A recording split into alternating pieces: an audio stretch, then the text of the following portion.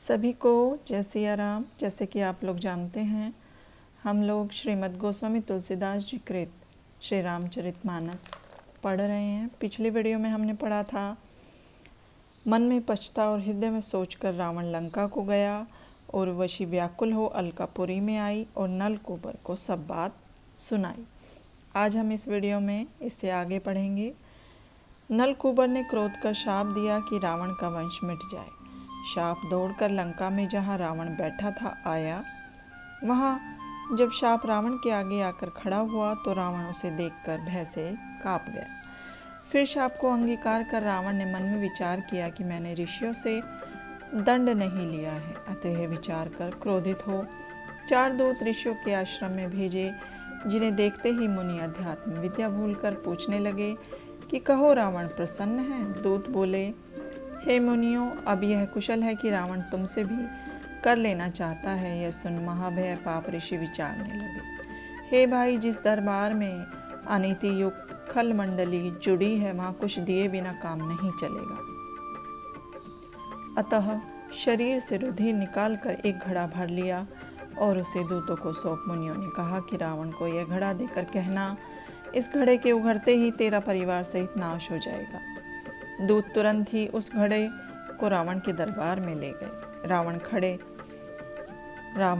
घड़े को देखकर बड़ा प्रसन्न हुआ। तब दूतों ने मुनियों का वचन कहा तो मुनियों का शाप सुन दुखी हो बोला कि इस घट को ले उत्तर दिशा में जाओ और यत्न पूर्वक पृथ्वी में गाड़ देना, यह बात कोई न जाने। शिव जी की सभा के बीच वेदांत विचार में रावण जनक जी से पहिए हार गया था। इसी कारण क्रोध से वहाँ घड़ा भिजवाया और दूतों से सब समझा कर कहा। वे दूत घड़ा लेकर जनकपुर में गए और एक खेत में गाड़ दिया। हरी इच्छा से वहाँ अकाल पड़ा, बिना जल के सब जीव विकल हुए। जनक जी ने वहाँ यज्ञ किया और सुवर्ण का हल हाथ में लेकर चलाया। पृथ्वी के विदीर्ण होते ही जगत को आनंददायक सुंदर सिंहासन प्रकट हुआ, जिसका अधिक तेज था।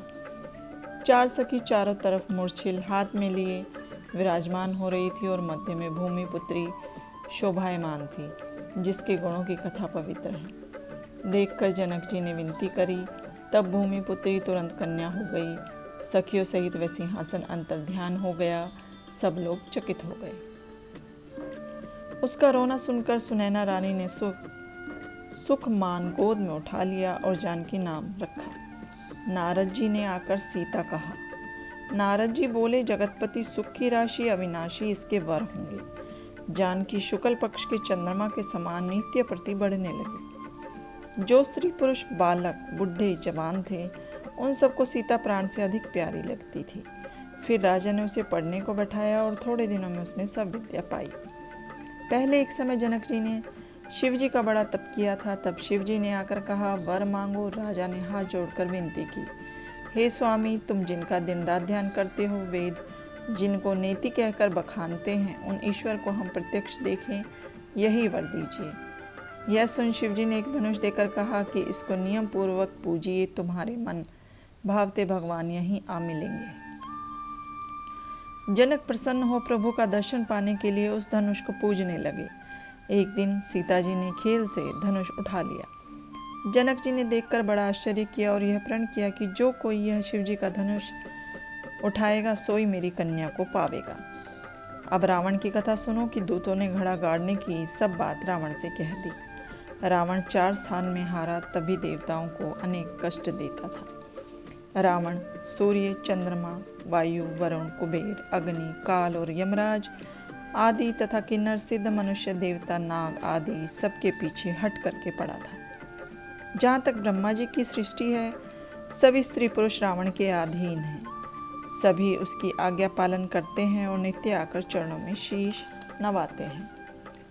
अपनी भुजाओं के बल से विश्व को वश में कर किसी को स्वतंत्र नहीं रखा और मंडलीक शिरोमणि रावण अपनी ही नीति से राज्य करता था।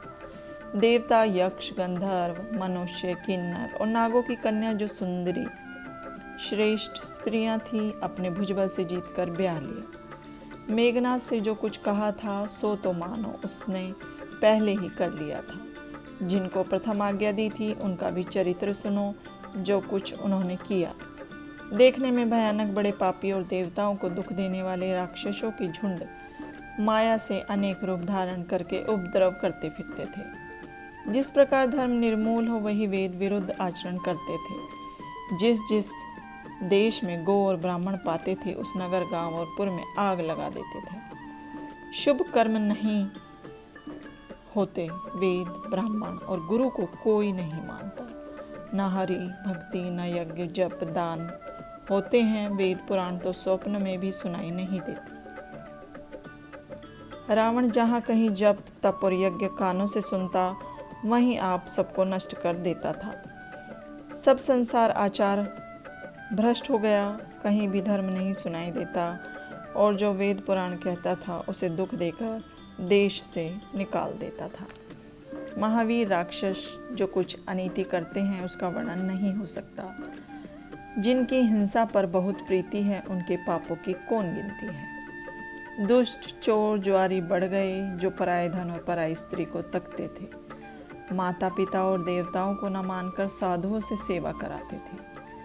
हे भवानी, ऐसे आचरण वाले प्राणियों को राक्षस जानो।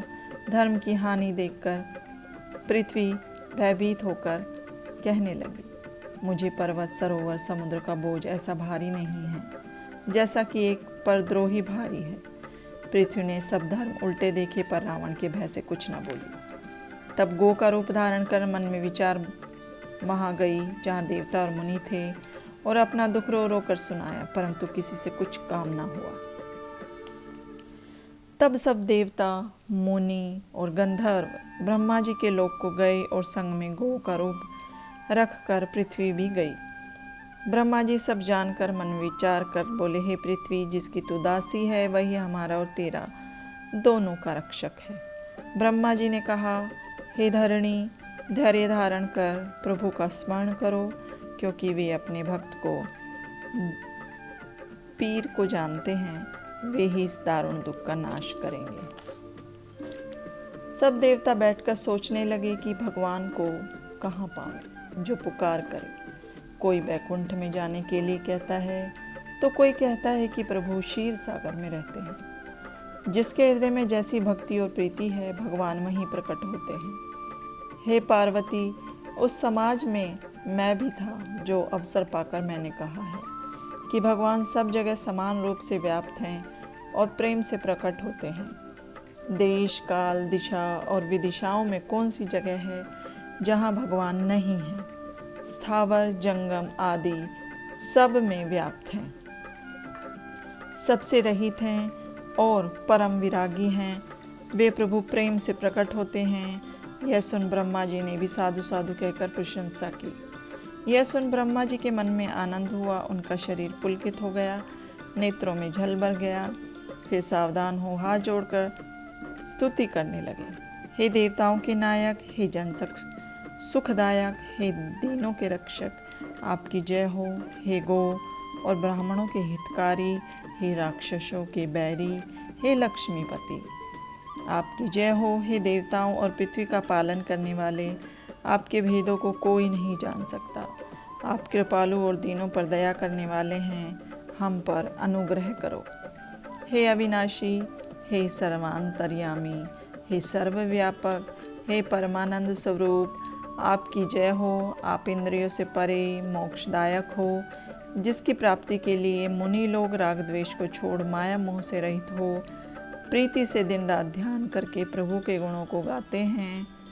ऐसे जो आप सच्चिदानंद हो, जिनकी जय हो। जिसने बिना किसी की सहायता के त्रिगुणात्मक सृष्टि रची है, वह पाप नाशक हमारी रक्षा करे। क्योंकि हम भक्ति और पूजा नहीं जानते हैं, जो संसार के भय के नाशक, भक्तों के मन को प्रसन्न करने वाले, दुखों के नाशक हैं, उन प्रभु की हम सब देवतागण अपनी चतुराई छोड़ शरण में आए हैं। सरस्वती, वेद, शेष और ऋषिगण जिनको नहीं जानते हैं, जिनको दीनजन बहुत प्यारे हैं, ये वेद पुकारता है। ऐसे भगवान हमारे ऊपर कृपा करें। हे संसार रूपी समुद्र मथने के लिए मंदराचल के समान, गुणों के धाम, सुख के पुंज प्रभु, हम सब मुनि सिद्ध देवता भयभीत हो आपको नमस्कार करते हैं। सब देवताओं, मुनियों और पृथ्वी को भयभीत करने वाले आपकी सदा जय हो। हे मुनि, सिद्ध और देवताओं के स्वामियों, मत डरो। तुम्हारे लिए मैं मनुष्य देह धारण करूँगा और अपने अंशों सहित उदार सूर्यवंश में मनुष्य का अवतार लूँगा। कश्यप और आदित्य ने पहले कठिन तप किया था, सो मैंने उनको वर दिया।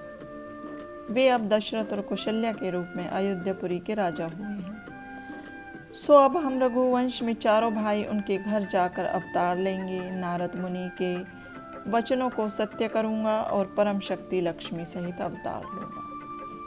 पृथ्वी का सब भार हरूंगा। हे देवताओं, निर्भय रहो। आकाशवाणी को कानों से सुनकर सब देवता प्रसन्न होकर लौट दिए। तब ब्रह्मा जी ने पृथ्वी को समझाया कि तू अब भय न कर। यह सुन पृथ्वी के मन में भी विश्वास आ गया। फिर ब्रह्मा जी देवताओं को समझाकर अपने लोक को गए कि पृथ्वी पर बंदरों की देह धारण करके प्रभु चरणों को सेवन करो। सब देवता अपने अपने स्थान को गए और पृथ्वी समेत सबने विश्राम पाया। जो कुछ ब्रह्मा जी ने आज्ञा दी प्रसन्नता पूर्वक बिना विलंब स्वीकार किया। देवताओं ने पृथ्वी पर बंदरों की देह धारण की, जिनमें अतुल्य बल और पराक्रम हैं, जिनके पर्वत, वृक्ष और नख ही शस्त्र हैं। बुद्धि को स्थिर कर प्रभु की बाट देखते हैं। पर्वतों तथा वन में अपनी सेना बनाकर रहते हैं।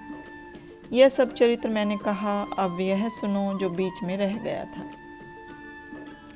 अयोध्यापुरी में राजा दशरथ, जिनका नाम वेदों में प्रसिद्ध है, बड़े धर्मात्मा, गुणों की खान और ज्ञानी हैं। उनके हृदय में शारंग पाणी भगवान की भक्ति है। उनकी कौशल्या आदि पवित्र आचरण वाली रानियां हैं, जो पति की आज्ञा मानती हैं। प्रभु के चरणों में जिनका दृढ़ प्रेम है और जो बड़ी नम्र है। एक बार राजा के मन में ग्लानि हुई कि मेरे पुत्र नहीं है। सो राजा तुरंत गुरु के घर गए और चरणों को छूकर बहुत विनय की। राजा ने अपना दुख सुख गुरु को सुनाया। तब वशिष्ठ जी ने उन्हें समझाकर कहा, धैर्य धरो, तुम्हारे त्रिभुवन में प्रसिद्ध 4 पुत्र होंगे। वशिष्ठ जी ने श्रृंगी ऋषि को बुला पुत्र प्राप्ति के लिए यज्ञ कराया। मुनियों ने भक्ति सहित आहुति दी। तब अग्निदेव हाथ में चरु लेकर प्रकट हुए और कहा कि वशिष्ठ मुनि का हृदय में विचार हुआ, तुम्हारा कार्य सिद्ध हुआ है। राजन, जाओ इस खीर को यथा योग्य भाग करके बांट दो। तब सब सभा को समझाकर अग्निदेव अंतर्ध्यान हुए। राजा ऐसे आनंद मग्न हुए कि आनंद के मारे फूले नहीं समाते थे। गुरु के चरणों की वंदना कर राजा घर आए तो सुंदर मंगल बधाए गाए जाने लगे। तब राजा ने सब कौशल्या आदि प्यारी स्त्रियां बुलाई तो वे आईं। उस खीर का आधा भाग कौशल्या को दिया, फिर आधे भाग के 2 भाग किए। उसमें से 1 भाग कैकई को दिया, फिर शेष के भी 2 भाग हुए। उनको कैकई और कौशल्या के हाथ में धर सुमित्रा को दे दिए। इस प्रकार सब रानियां गर्भवती हो हृदय में हर्षित हुई और बड़ा सुख मिला। जिस दिन से भगवान गर्भ में आए, सब लोगों में सुख और संपत्ति छा गई। शोभा, शील और तेज की खान रानियां महल में शोभित है। इस प्रकार कुछ समय बाद भगवान के प्रकट होने का समय आया। आज के लिए इतना ही। अब इससे आगे हम नेक्स्ट वीडियो में पढ़ेंगे। तब तक के लिए सभी को राधे राधे। जय सिया राम।